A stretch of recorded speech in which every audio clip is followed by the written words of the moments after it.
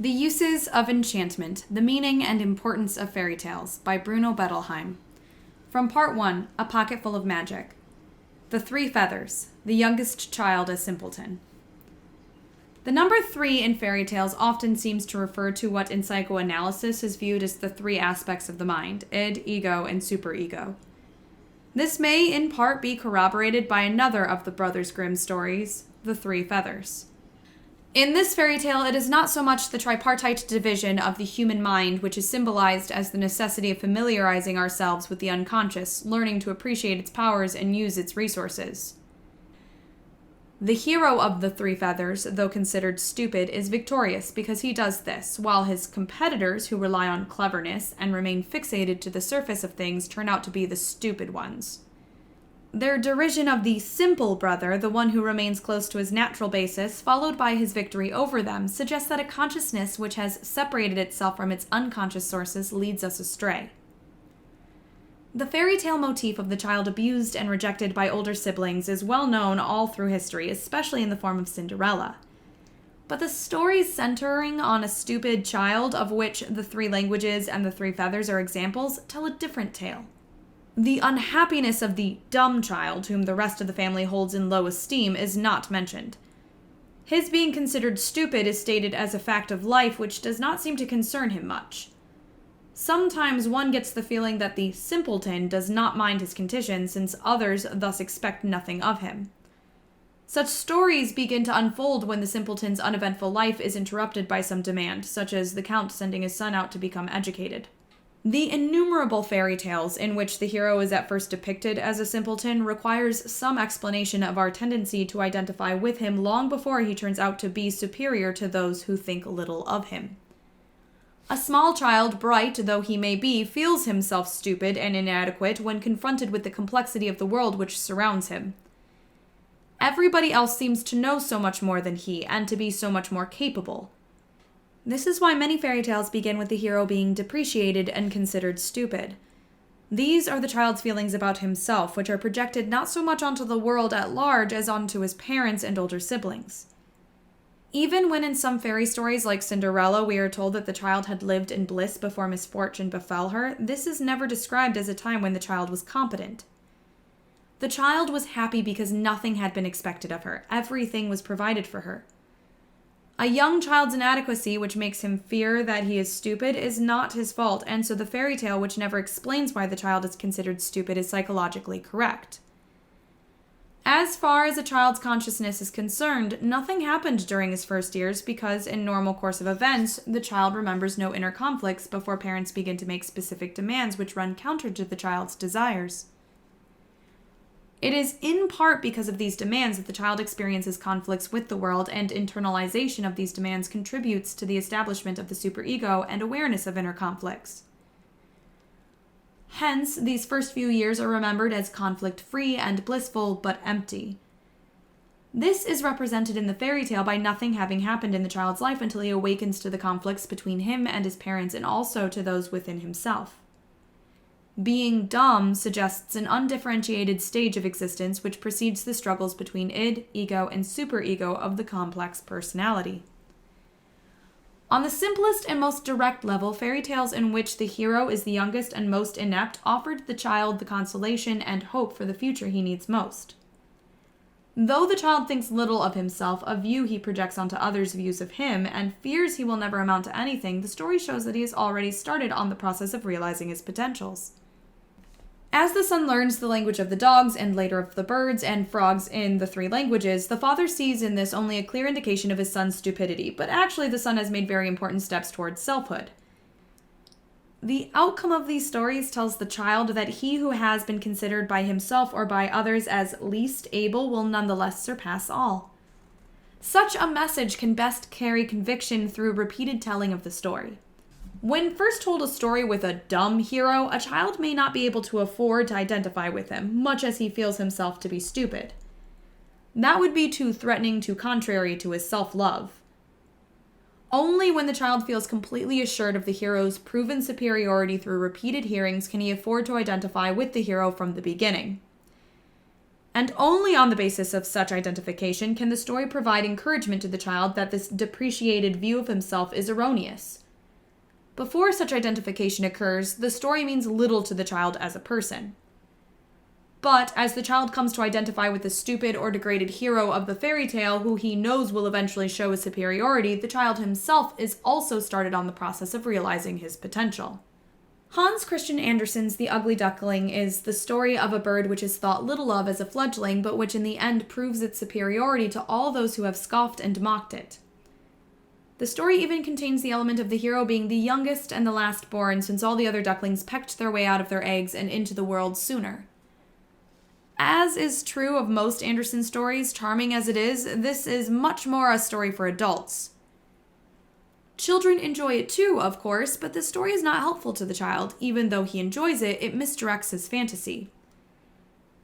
The child who feels misunderstood and not appreciated may wish to be of a different breed, but he knows he is not. His chance for success in life is not to grow into a being of different nature, as the duckling grows into a swan, but to acquire better qualities and to do better than others expect, being of the same nature as his parents and siblings. In true fairy tales, we find that however many transformations the hero undergoes, including being turned into an animal or even stone, in the end he is always a human being, as he started out. To encourage a child to believe he is of a different breed, much as he may like the thought, can lead him in the opposite direction from what fairy tales suggest, that he must do something to achieve his superiority. No need to accomplish anything is expressed in The Ugly Duckling.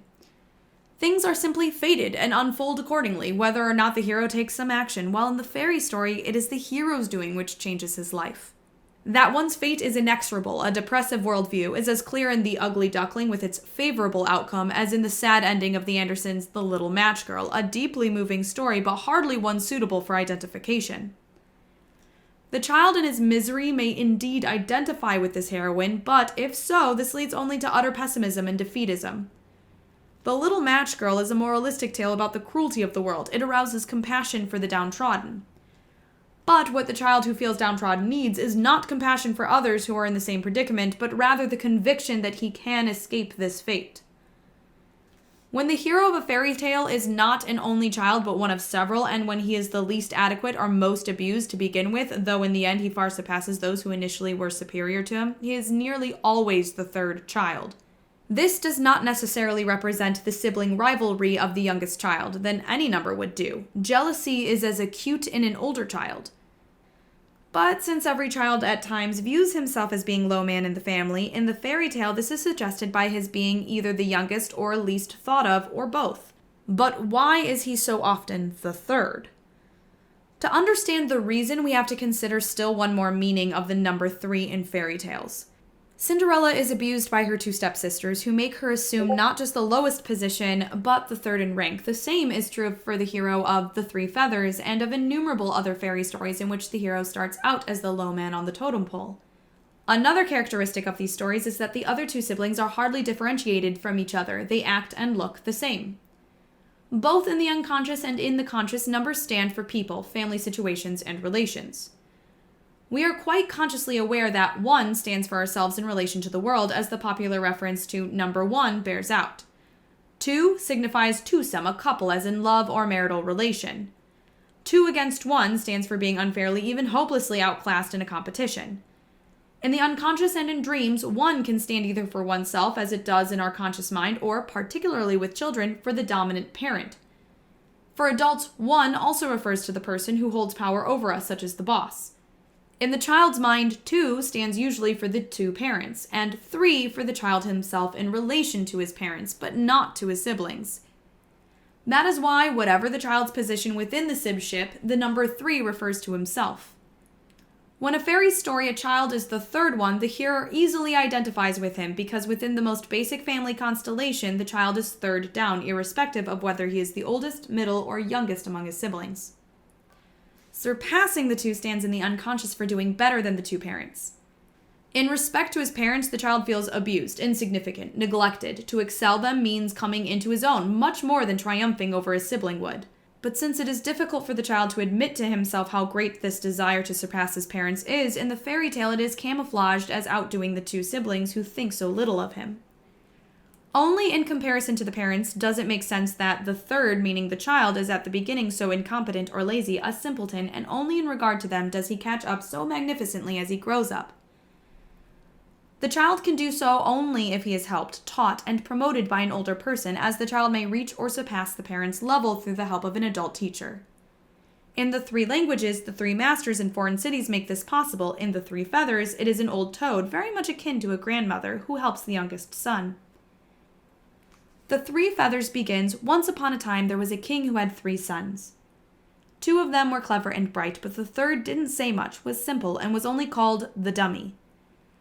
As the king grew old and weak and thought of his end, he did not know which of his sons should inherit the kingdom.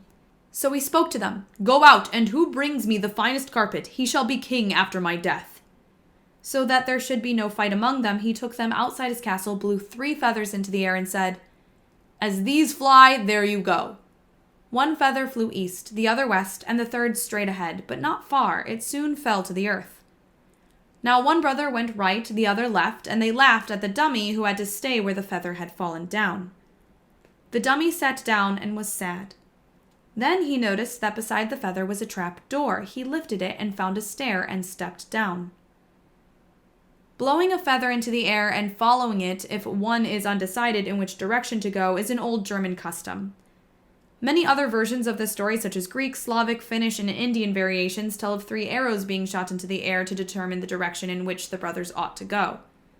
Today, it does not make much sense that the king should decide his succession on the basis of which of his sons brought home the finest carpet, but in times past, carpet was also the name given to the most intricate weavings, and the fates wove the web which decide man's fate.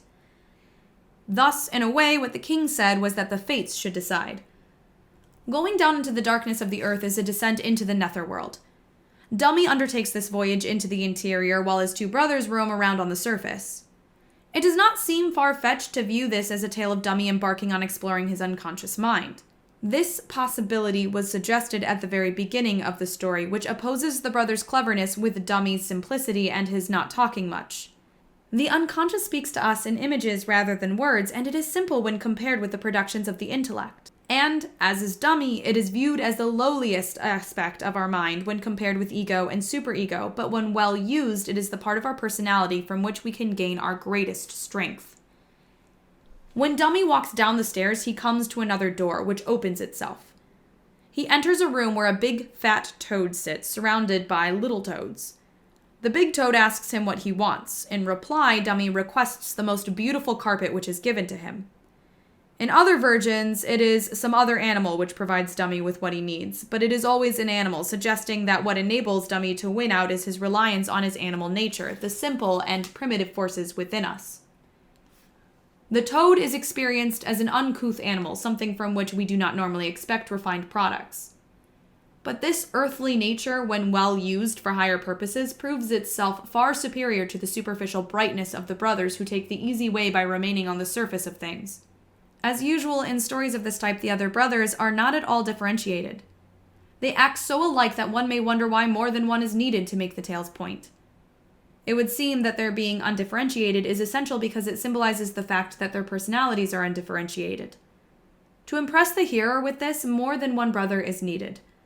The brothers function only on the basis of a much depleted ego, since it is cut off from the potential source of its strength and richness, the id. But they also have no superego, they have no sense of the higher things, and are satisfied with taking the easy way.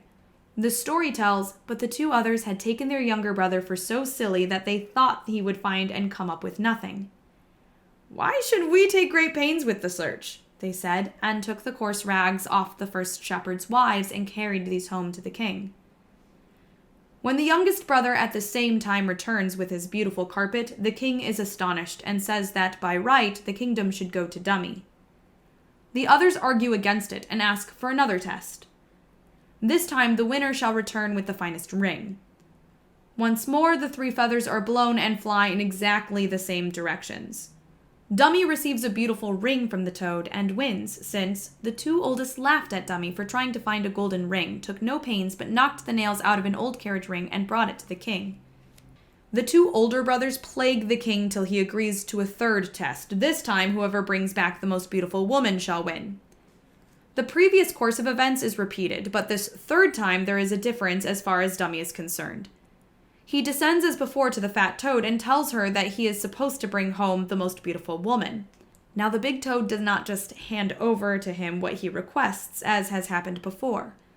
Instead, the big toad gives him a hollowed out yellow turnip to which 6 mice are harnessed. Dummy sadly asks what he should do with it, to which the big toad replies, "Just put one of my little toads into it." He picks one out of the circle of little toads and puts it in the yellow turnip. As soon as the toad sits in the turnip, she becomes a wonderfully beautiful maiden. The turnip turns into a carriage, and the mice become horses. Dummy embraces her and takes them all to the king. His brothers came too.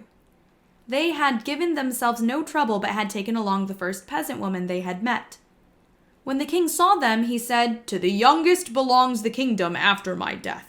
The 2 other brothers object once more and suggest that each of the women the 3 brothers have brought home should jump through a large ring which hangs in the hall because they believe the dainty girl Dummy has brought home would not be able to do so.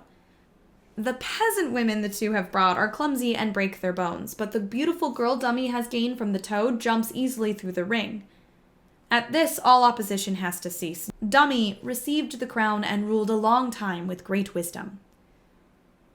Since the 2 brothers who roamed on the surface found only coarse things despite all their supposed cleverness, this suggests the limitations of an intellect that is not founded on and supported by the powers of the unconscious, both id and superego.